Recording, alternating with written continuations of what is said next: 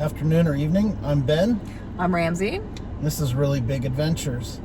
Today we're going to talk a little bit about Disney trip planning. Yes. So as you guys can tell, we're in our car. We're a little close together. We're not really small. Ben is, I don't know, what, 6'6", 6'7", 360. I am, weight's not going to matter, so I'm just going to tell you my sizes. I wear a 1X to a 2X top and a size 22 jean. And I'm about 5'8". So when it comes to travel, comfort is really important to us. Yeah, as we've gotten a little bit older, I used to be sort of tolerant of not fitting into things, but I get creaky. I'm a little bit arthritic. So a part of our planning is always what's going to be most comfortable and how do you balance that with the amount of money that you're spending. Because these trips get really, really expensive and are really big adventures. A lot of times are going to Disney, going to Universal. So This series will be broken up into 6 parts because there's just so much dang information. And we'll start it off by talking about how you're going to get to the parks. What are you going to do to make that travel happen? So the cheapest way to do this is also the most time consuming, but you drive your personal car. For the most part, if you are a bigger person, whether that is side to side, you just are in a bigger body, or whether you're really tall, you most likely have already been able to shop and pick out a car that's comfortable for you. So driving your own personal car, it's a great way to get there. It just takes the longest, and not everybody wants to road trip. You can set your own pace, and if you want to break it up, so from Houston to Disney World is about a 19-hour drive? I think closer to 14 or 15. Okay. Maybe we're going really slow that time. But well, because I think one time we did it in one day. But it was like 14 hours home, and I don't know why we did it in one day. We just were coming home, and we were like, let's do it, let's go, and we drove home in one day. So I think it was closer to 14 or 15. But if it happens to be that same path, Houston to Orlando, we stopped in Destin once. Yeah, or Panama City Beach, I think. Yeah. We try to stop, we try to drive part way, stop on the beach, and then drive the rest of the way in the next day. So depending on where you are and where you're traveling from, driving your own car might be the most comfortable way to get you there. The other upside to that is if you have a lot of luggage, if you need support gear, if you happen to be differently abled, you're only limited by the space in the car. Whereas when you get on an airline, they're going to charge you for every piece that you check, with the exception of CPAPs and items that are related to specific disabilities. They won't charge you for. But otherwise, if it just happens that your clothing's really bulky and you need lots of extra pairs of shoes, which both of those are true of me, it ends up costing $60 a pop for each piece of luggage sometimes. So it's nice not to have to pay for that. If you just load up your SUV, put a cargo box on, off you go. Yeah. So that would be comfort-wise, that I think would maybe be number 1 to get there. Except for that you spend so much time in the car. Right, yeah, and that's true. You do. The downside of that is you do spend a lot of time in the car, and that can get uncomfortable. And how many days you break it into, then you're also adding the cost of hotel stays at each additional spot. So that increases your thing. The other downside is that it beats up the car. You're putting wear and tear. You're gonna have to change the oil. You may have to do tires, and some people may not want to do that. The one other thing is that Disney is now charging a nightly rate, even if you're staying on site. Yeah, so that's another thing to count in. You could get double charged. You could be paying to stay at the hotel and then pay the daily fee each time that you drive into one of the parks. So when you drive to Disney and you're staying in your resort, you have to pay per night at your resort. And then when you drive into the parks, you also have to pay to park at the park. What? Disney. Okay. So all things to consider when considering driving your car. Yeah, and then a slightly more expensive option, but in that same vein, is that you can rent a vehicle. And the nice thing about that is you can go look at the SUVs, you can sit in them. I'm assuming you're going to use an SUV. You could use a minivan. But Ford Expeditions tend to fit me the best. Tahoes, for some weird reason, they're kind of scrunchy. Yeah. We had a Ford Explorer that I really liked. Right now, we're in a Subaru Ascent. And I feel fine. My side to side doesn't bother me, but Ben in a previous video had shown his STI. That one side to side kind of pinches me a little bit on my hips. Subaru Technic International, not a sexually transmitted infection. his Subaru STI. It's a little bit tighter on me. So anyway, one option of getting to the park would be renting a car, renting an SUV. Like Ben said, it gives you a chance to get into these different cars, of maybe finding, if you're still someone who's finding what car you want to drive as your daily driver when you're in a bigger body. Option number 2 of getting to Disney, the middle of the road option, is flying, but flying using an economy plus option.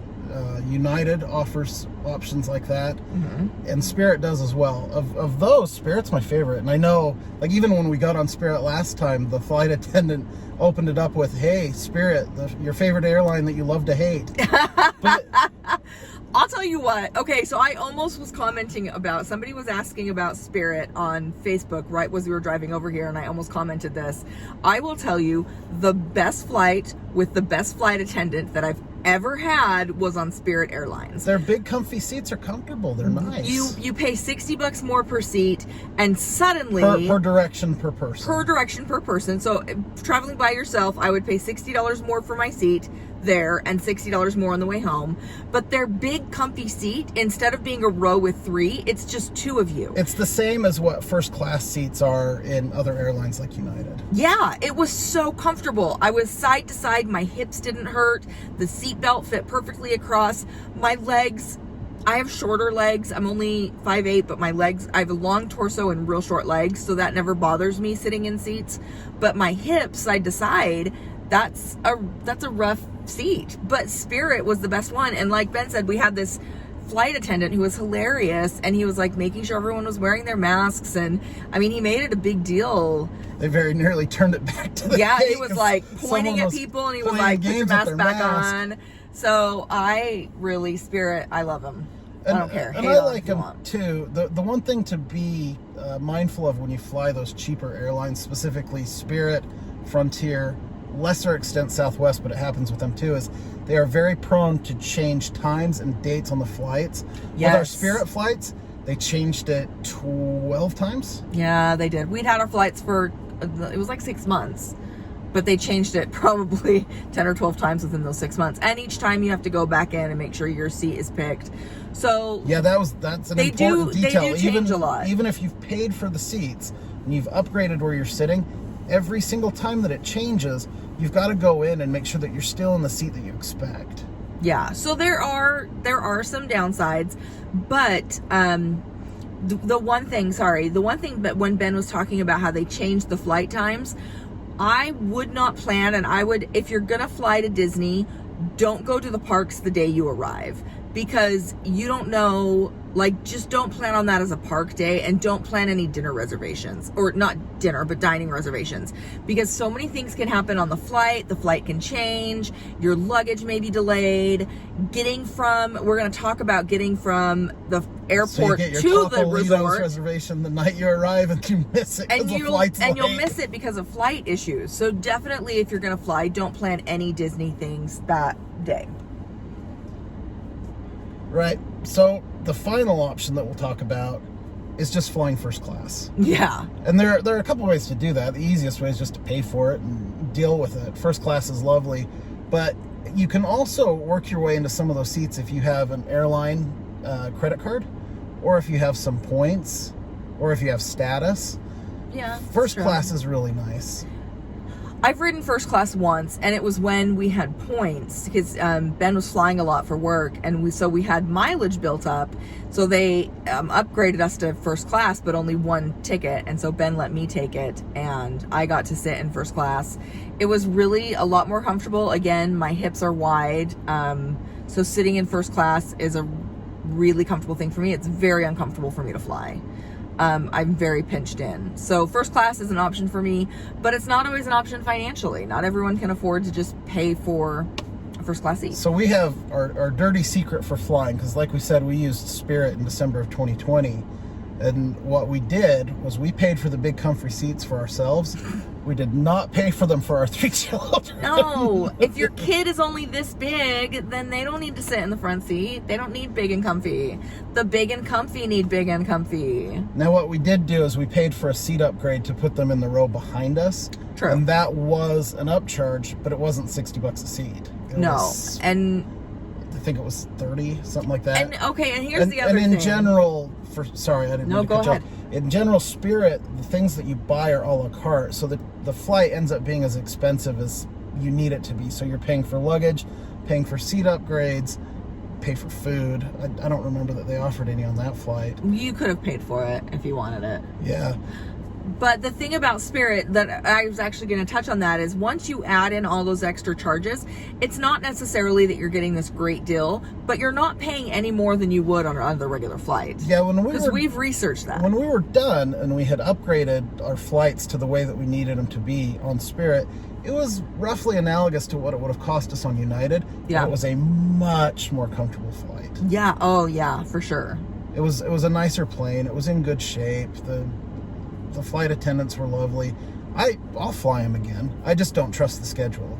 Yeah, that's true. I think that pretty well covers it. Yeah. So you've got your car, you can rent a car, you can fly first class. Those are kind of how you're going to get there. But we are going to continue in this series and we're going to talk about different aspects of planning your trip as a bigger person. So hopefully we can give you guys some good ideas. If you have specific questions as a bigger person, if you want to know like specifically what we think about certain things, we'll tell you how it fits us, and then you can kind of gauge it on how it would fit you. I think that this is just a very underrated market on YouTube. We research YouTube all the time for our Disney trips, and it's hard to find people out there who look like us, and so it's hard to know there's unique problems to being in a bigger body, and that's just the realities of life. And so being able to offer a point of view of being in a bigger body and traveling and doing adventures and buying new cars, I think that it's important to see people like you. So anyway, click like, click subscribe, do all the YouTube things that you do.